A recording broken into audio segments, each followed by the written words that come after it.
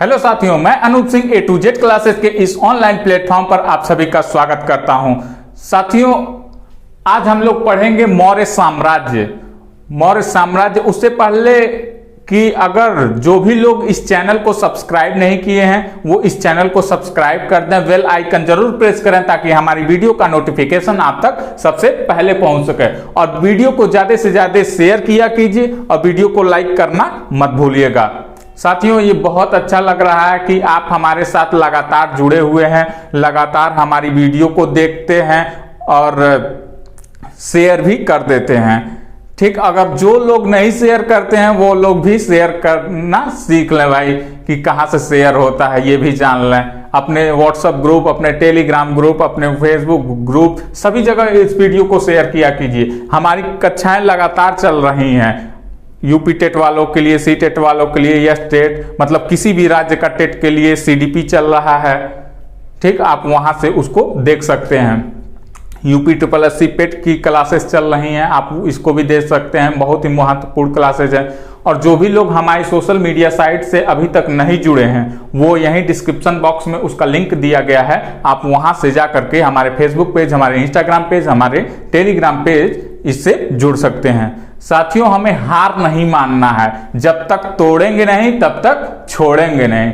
तो आइए शुरू करते हैं। मौर्य साम्राज्य। मौर्य वंश की स्थापना किसने किया था? कल ही हम लोगों ने देखा कि नंद वंश का अंतिम जो शासक था घनानंद, इसको चंद्रगुप्त मौर्य ने पराजित कर दिया था और अपने ये चाणक्य के मदद से उसको पराजित कर दिया था। ठीक है, तो आइए देखते हैं चंद्रगुप्त मौर्य के बारे में, जो एग्जाम की दृष्टि से महत्वपूर्ण क्वेश्चन है, जो एग्जाम में पूछा जाता है। तो आइए देखते हैं चंद्रगुप्त मौर्य। मौर्य साम्राज्य का संस्थापक कौन था? संस्थापक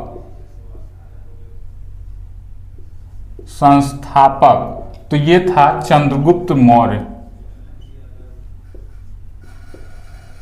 चंद्रगुप्त मौर्य।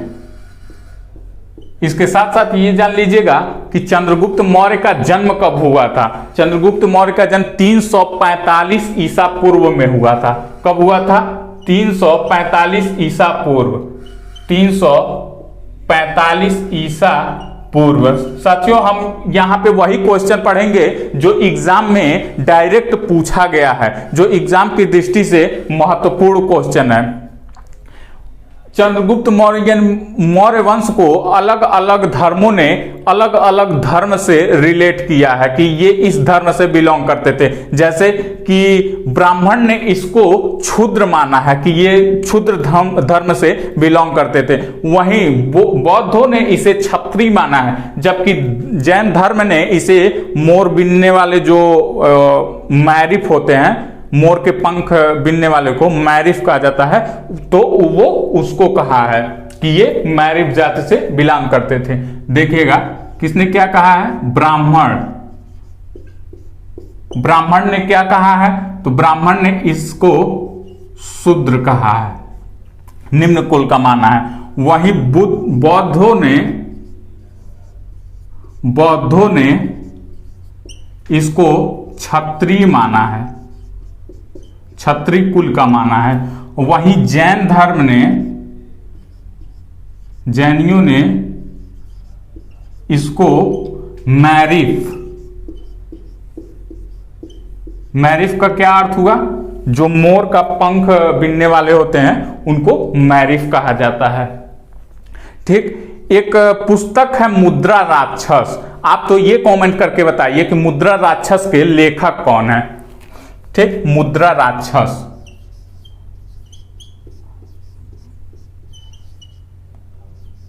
मुद्रा राक्षस, इसके लेखक कौन है?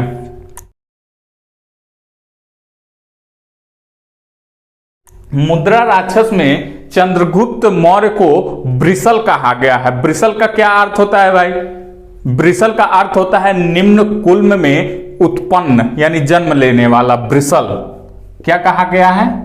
ब्रिसल। और मुद्रा राक्षस के लेखक हैं विशाख दत्त।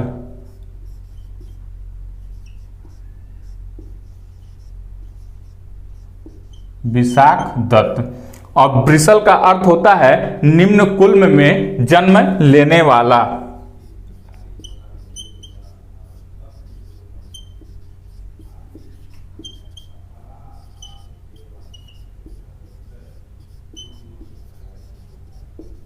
निम्न कुल में जन्म लेने वाला। हम लोगों ने ये देख लिया चंद्रगुप्त मौर्य को। अब आइए चाणक्य के बारे में कुछ महत्वपूर्ण बातें देख लेते। चाणक्य की एक पुस्तक थी अर्थशास्त्र। आप तो ये कमेंट करके बताइए कि चाणक्य का अन्य नाम क्या था। चाणक्य का अन्य नाम कमेंट करके बताइए, चाणक्य का अन्य नाम क्या था। चंद्रगुप्त मौर्य के जीवन में परिवर्तन लाने वाला चाणक्य ही था। चंद्रगुप्त मौर्य चाणक्य के बिना अधूरा था, सब कुछ इसके कहने पे करता था। घनानंद को हराया था चंद्रगुप्त मौर्य ने तो सिर्फ अपने प्रधानमंत्री चाणक्य की मदद से ही हराया था। तो देखिएगा चाणक्य का अन्य दो नाम, चाणक्य, इसका अन्य नाम क्या था, विष्णुगुप्त या फिर कौटिल्य। विष्णुगुप्त और इसी को कौटिल्य भी कहते हैं। यह चंद्रगुप्त मौर्य का प्रधानमंत्री था। ठीक है, इसकी एक बड़ी ही फेमस पुस्तक है चंद्रगुप्त मौर्य की, क्या नाम है उसका कमेंट करके बताइए कि चंद्रगुप्त मौर्य की पुस्तक का क्या नाम है और उसमें किसका उल्लेख है, कमेंट करके बताइए। पुस्तक चाणक्य की पुस्तक का नाम अर्थशास्त्र है।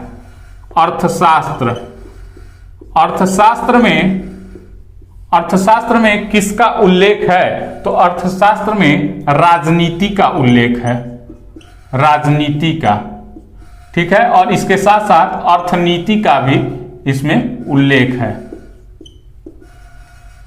राजनीति और अर्थनीति का इसमें उल्लेख है। देखिएगा जब 305 ईस्वी में 305 ईस्वी में चंद्रगुप्त मौर्य ने तत्कालीन यूनानी शासक सेल्यूकस निकेटर को हरा करके उसके कुछ राज्यों को अपने अधीन कर लिया, यानी कुछ हिस्सों को अपने अधीन कर लिया। वो कौन कौन सा हिस्सा था जिसको अपने अधीन कर लिया था चंद्रगुप्त मौर्य ने सेल्यूकस निकेटर को हरा करके, कमेंट करके बताइए कि कौन कौन सा राज्य था।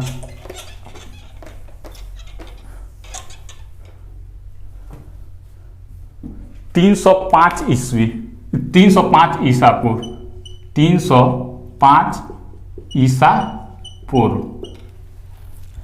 किसके किसके मध्य लड़ाई हुई थी, तो चंद्रगुप्त मौर्य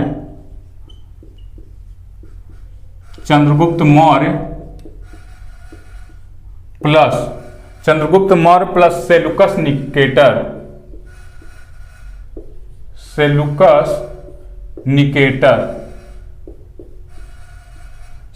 निकेटर के बाद। तो चंद्रगुप्त मौर्य ने सेल्यूकस निकेटर को हरा करके 4 राज्य का कुछ भाग अपने अधीन कर लिया। वो 4 राज्य कौन थे, हेरात, कांधार, मकरान और काबुल। कौन कौन सा 4 राज्य, कौन कौन सा, हेरात, मकरान, काबुल और कौन सा था, कमेंट करके बताइए। हेरात, मकरान, काबुल और कांधार।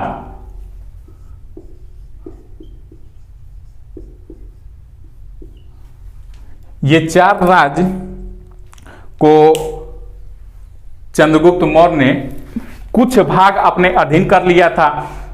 तब सेल्यूकसवा ये सोचा कि वह कुछ हम देख रहे हैं, कुछ ई देख रहे हैं, इससे बढ़िया है चलो सब इन्हीं को दे दिया जाए। तो क्या किया, सेल्यूकस ने क्या किया, अपनी बेटी का शादी चंद्रगुप्त मौर्य से कर दिया। दहेज में यह 4 रजवा का पूरा भाग दे दिया चंद्रगुप्त मौर्य को। कुछ आधा वो देख रहे थे, आधा ही देख रहे थे, तो इससे कहा, इससे अच्छा कहा कि पूरा दे दिया जाए। अब पूरा देने के लिए दहेज दे दिया, अपनी बेटी की शादी करके उसको दहेज दे दिया।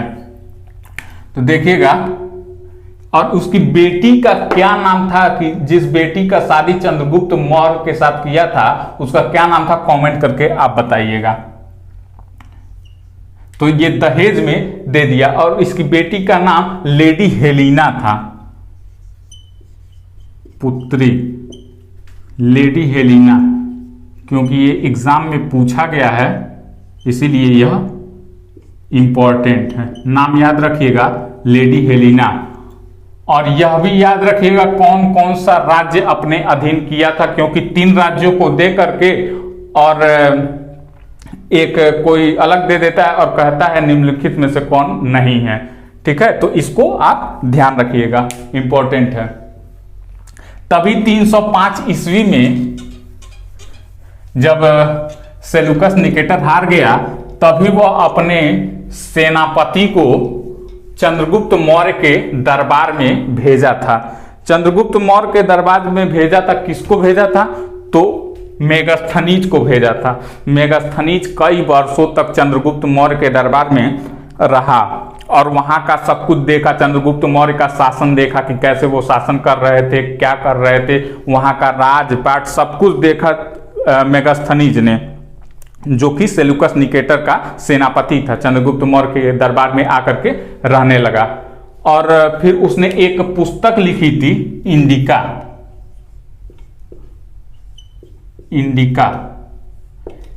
इंडिका किसने लिखा था, तो सेल्यूकस निकेटर का सेनापति कौन था, तो मेगास्थनीज था।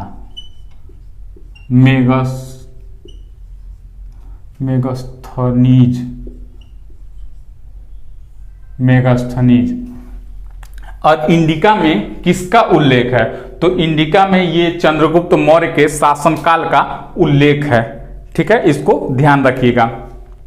इसके साथ साथ चंद्रगुप्त मौर्य की मृत्यु 298 ईसा पूर्व में हो जाती है। ठीक है, चंद्रगुप्त मौर्य, कमेंट करके बताइए चंद्रगुप्त मौर्य की मृत्यु कहां हुई थी। चंद्रगुप्त मौर्य की मृत्यु कब हुई थी, 298 ईसा पूर्व में। 298 ईसा पूर्व में श्रवणबेलगोला कर्नाटक में इसका मृत्यु हुआ था। कहां पे, श्रवणबेलगोला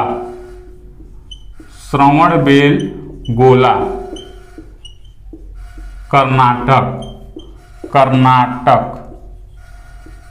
श्रवणबेलगोला कर्नाटक में इसकी मृत्यु हो गई। ये चंद्रगुप्त मौर्य ने अंतिम समय अपना श्रवणबेलगोला कर्नाटक में ही बिताया था। अब देख लेते हैं, जब इसकी मृत्यु हो गई तो इसका उत्तराधिकारी कौन बना, आइए देख लेते हैं। तो चंद्रगुप्त मौर्य की जब मृत्यु हो गई थी तो इसका उत्तराधिकारी बिंदुसार बना था। बिंदुसार के बारे में वो क्वेश्चन देख लेते हैं जो एग्जाम में डायरेक्ट पूछा जाता है। तो इसका उत्तराधिकारी कौन बना, बिंदुसार बना। बिंदुसार को यूनानी लेखकों ने क्या कहा है, अमित्र घात कहा है। ठीक है, इसको ध्यान रखिएगा, अमित्र घात भी कहा जाता है इसको। तो चंद्रगुप्त मौर्य का उत्तराधिकारी चंद्रगुप्त मौर्य का उत्तराधिकारी कौन था, तो बिंदुसार था, बिंदुसार। ठीक है, और बिंदुसार को यूनानी लेखकों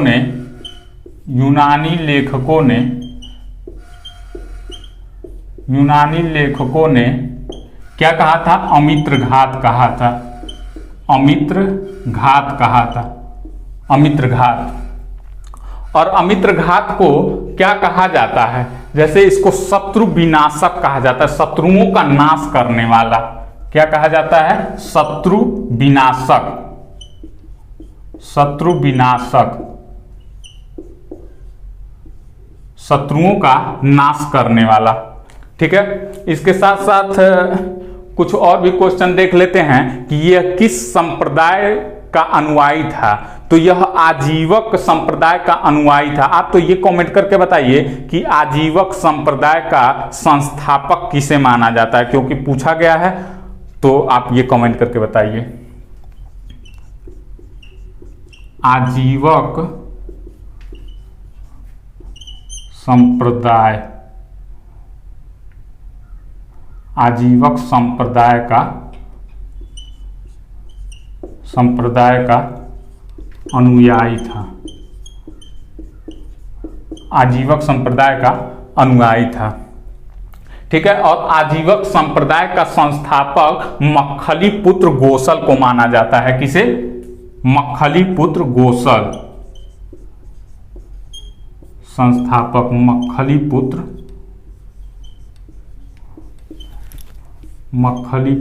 गोसल।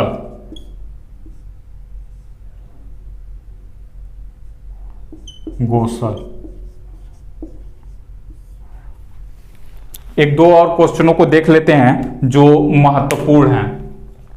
जैसे कि बिंदुसार को वायु पुराण में क्या कहा गया है? पूछा गया क्वेश्चन है कि वायु पुराण में, कई जैसे वायु पुराण में और जैन धर्म में इसको क्या कहा गया है? तो वायु पुराण में इसको भद्रसार कहा गया है। क्या कहा गया है? वायु पुराण में इसको भद्रसार कहा गया है, भद्रसार। वहीं इतना ही नहीं, जैन धर्म में इसको सिंहसेन कहा गया है। क्या? जैन धर्म में सिंहसेन, जैन धर्म में सिंहसेन कहा गया है। ठीक है, ध्यान रखिएगा, पूछा गया क्वेश्चन है सिंहसेन। वायु पुराण में भद्रसार और जैन धर्म में सिंहसेन कहा गया है। इसके शासनकाल में, बिंदुसार के शासनकाल में कहां पे अशांति थी? तो तक्षशिला में अशांति थी। और तक्षशिला में अशांति को शांति में बदलने के लिए किसको भेजा था? क्वेश्चन पूछा गया है कि तक्षशिला में अशांति को शांति में बदलने के लिए किसको यह भेजा था? तो अशोक को यह तक्षशिला भेजा था, वहां का एरिया शांत करने के लिए। तो अशांत जगह कौन सा था? अशांत एरिया तक्षशिला, तक्षशिला। और उसको शांत करने के लिए किसको भेजा? शांति के लिए किसको भेजा था? तो वो भेजा था अशोक को, अशोक। अब अशोक को हम लोग नेक्स्ट क्लास में पढ़ेंगे। आई होप ये क्लास आप लोगों को पसंद आया होगा। और अगर ये क्लास आप लोगों को पसंद आया है तो वीडियो को लाइक कीजिए, शेयर कीजिए, और जिन्होंने भी अभी तक चैनल को सब्सक्राइब नहीं किया है वो इस चैनल को जल्द से जल्द सब्सक्राइब कर ले, ताकि और भी लोग इससे जुड़ सकें, अन्य ग्रुपों में भी भेजा करें इसको। मिलते हैं कल, अशोक को पढ़ेंगे। तब तक के लिए धन्यवाद।